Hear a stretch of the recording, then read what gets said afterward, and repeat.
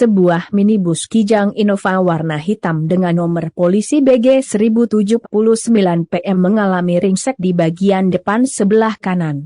Mobil tersebut kini masih terparkir di depan kantor Satuan Polisi Pamong Praja, Satpol PP, Kabupaten Musirawas, Muratara. Menurut Kasatpol PP Muratara, Syamsu Anwar mengatakan mobil ini mengalami kecelakaan lalu lintas, laka lantas, akibat menabrak kerbau yang menyeberangi Jalan Lintas Sumatera, Jalinsum.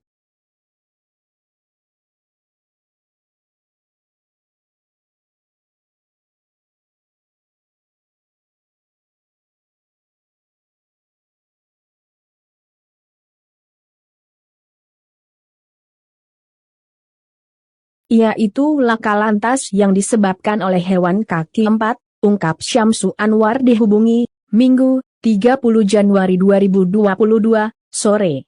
Dia mengungkapkan laka lantas tersebut terjadi pada Sabtu, 29 Januari 2022, kemarin sekira pukul 14.30 WIB siang. Lokasi kejadiannya tak jauh dari kantor Samsat Muratara di Jalinsum Kelurahan Muara Rupit, Kecamatan Rupit.